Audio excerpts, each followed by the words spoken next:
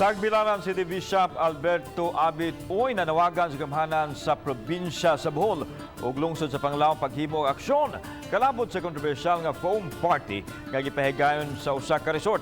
Sa mong kalihukan, usa sa mga babae ang mirampas intablado ug mihubo siyang pang-itaas nga sapot ug dayag kaayo ang dughan.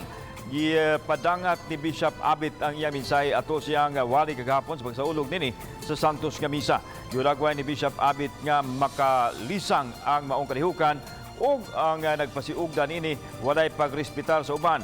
Nang hinaot siya nga mohimog paagi ang gobyerno aron dili na mahitabo pag-usab ang Gihulagway nga malaway nga pasundayag.